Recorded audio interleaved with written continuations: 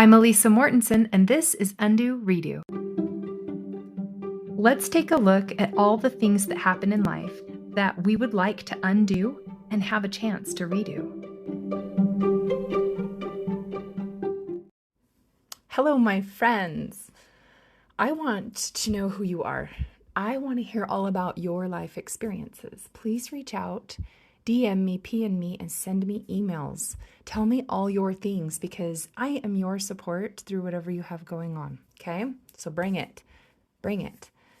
I'm doing a retreat on November 3rd and 4th, 2023, just whenever you're listening to this, in Nordic Valley, Utah.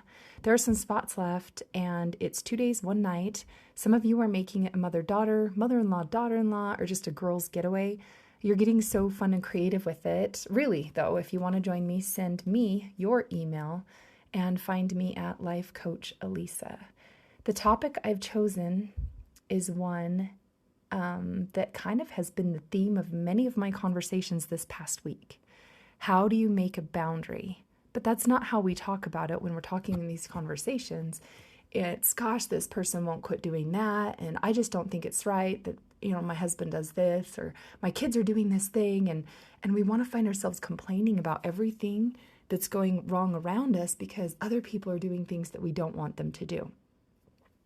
I want to talk to you about what most people believe about boundaries. Most people say they have a boundary and maybe they've told the person or maybe they haven't, but either way, they assume that that person that they have the boundary with will conform and align with what they've decided.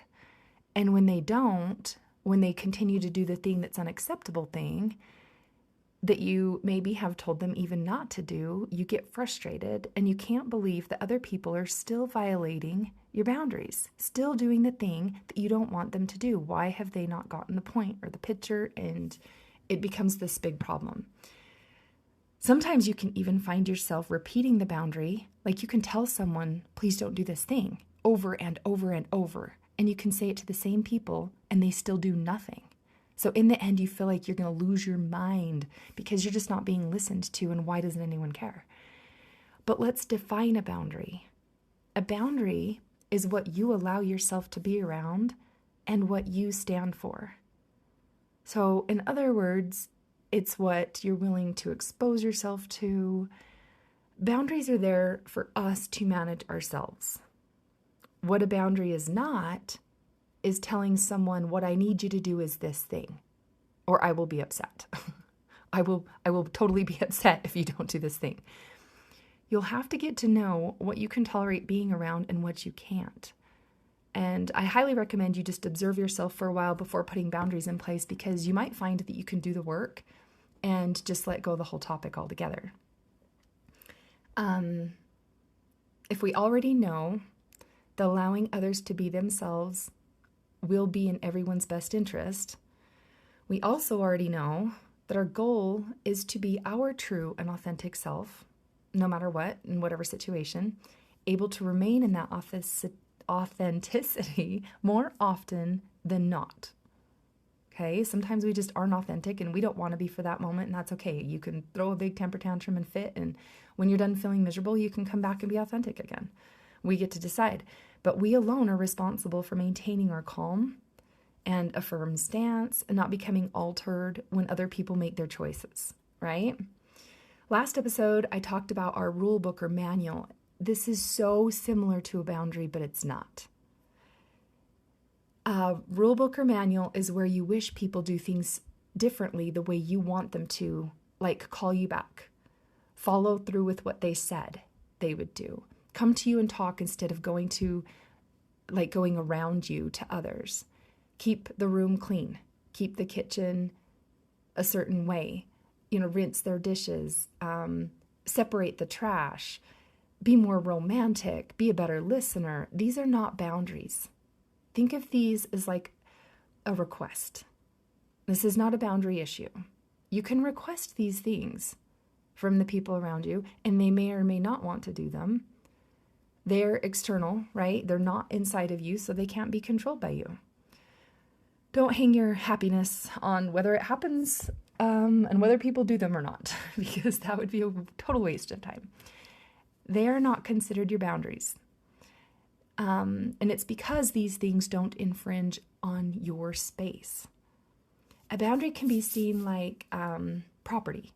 Like you picture your yard or your house. When someone keeps coming into your yard or house without having permission, you can tell them they need to leave.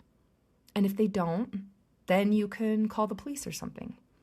The same is true with your possessions. No one's allowed to come and take as they please something that you own.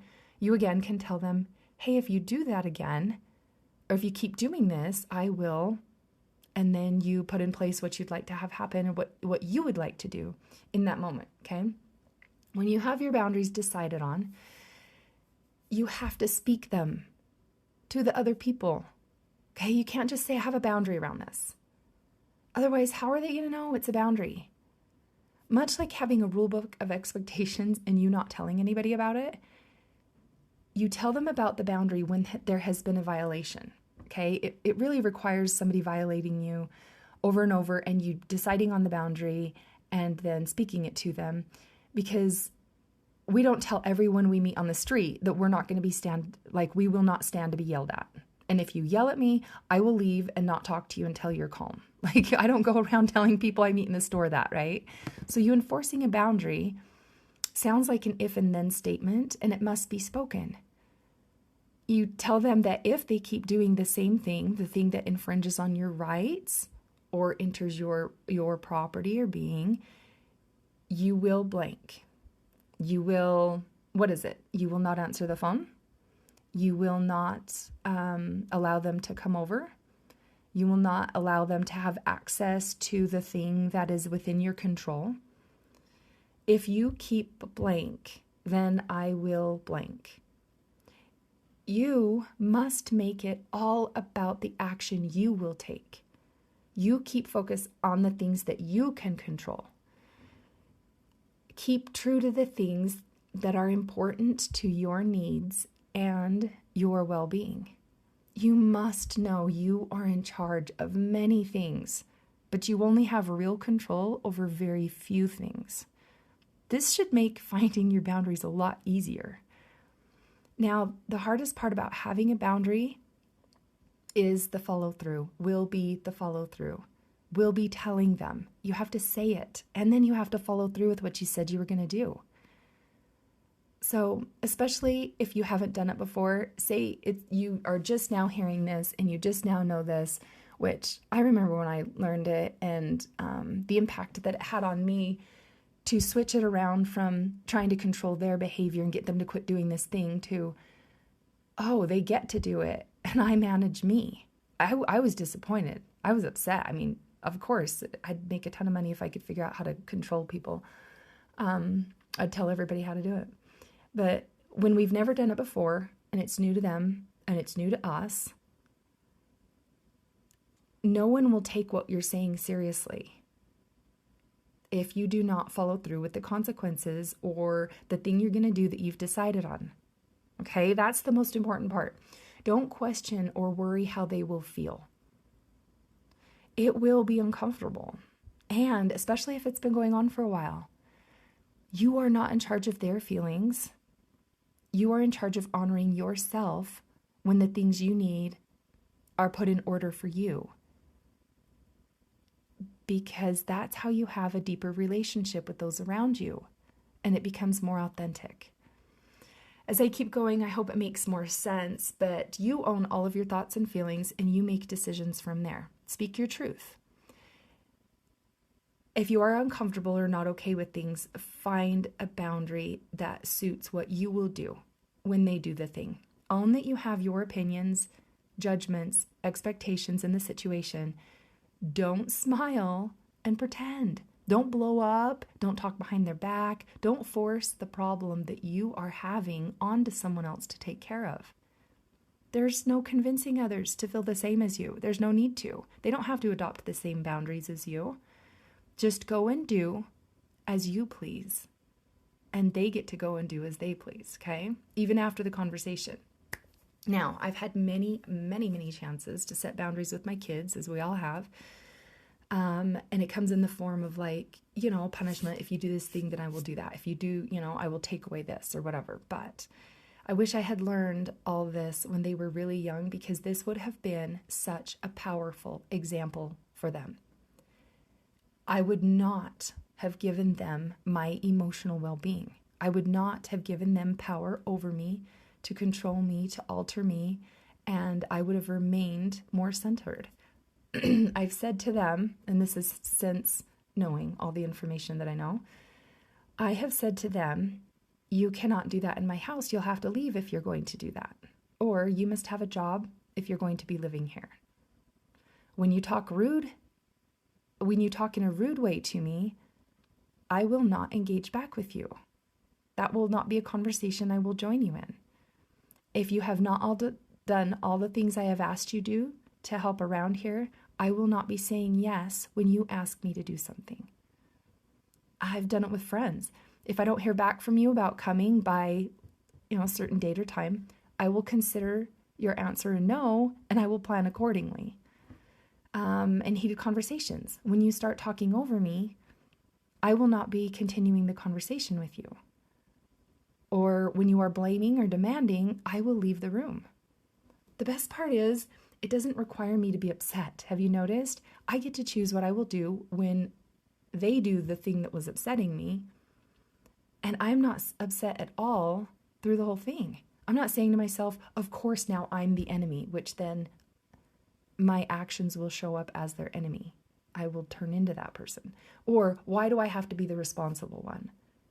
Which actually isn't very responsible of me. And why can't anyone see that this is a problem? That just causes all sorts of feelings inside ourselves that we don't want to feel, that aren't authentic to ourselves. I can undo all of that thinking and redo it with, I own the problem. I created the problem. I seem to be the only one making it a problem. Everyone else seems to be okay with this. I can use my agency to manage myself around it. If I don't want to be around it, I don't have to. And it's the most healthy thing we can do for our relationships.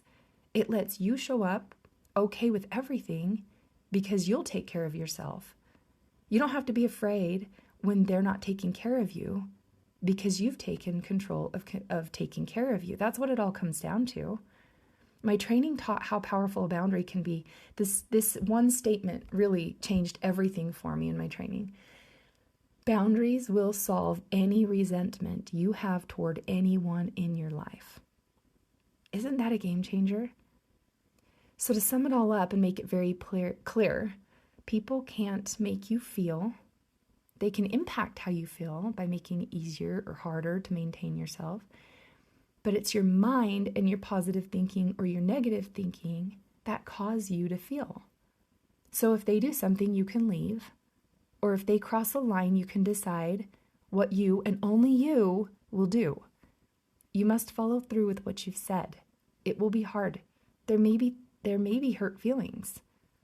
But if you clean up your being upset about the whole thing and that you're not being malicious, once you're saying your truth, it will grant you peace. They get to work on how they feel after that.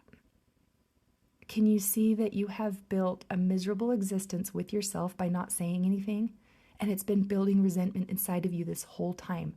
Many things were not okay with you and you allowed it to continue. It's not them continuing to do it. It's you allowing it to continue. It may risk relationships, and sometimes relationships do end. And that's really hard with people who are in your immediate family. And it seems rude of you, but you're already being rude. You're fake smiling. You're pretending. You're smiling to them, and you're dripping with annoyance and resentment. You're backstabbing them. This is not true to who you really want to be. Those things will ruin your daily life. That will ruin who you are. You must be true to you. You're not yelling at them. You do care about them and love them. When you shift from what you are desperately needing for them to do, leaving you powerless to the situation, to cleaning up your emotions by owning them and deciding you don't need them to do anything different, you'll manage yourself and what you choose to be around with confidence. And it will be just a thing that you do. Now you are calm. Now you're having a peaceful conversation from truth and love, whether they do the thing or not. You're good either way. Okay, you guys, I loved this topic because it has changed so many things and so many relationships for me in my life. And keep letting me hear from you. I love it. And if you thought of anybody while you were listening to this, please, please, please share it with them, because that is how the heavens reach us, is through each other. So let's be listening for that. And I will either talk to you on a call with me because you'd like to be coached and see how powerful this really is, or on the next episode next week. Talk to you then. Bye.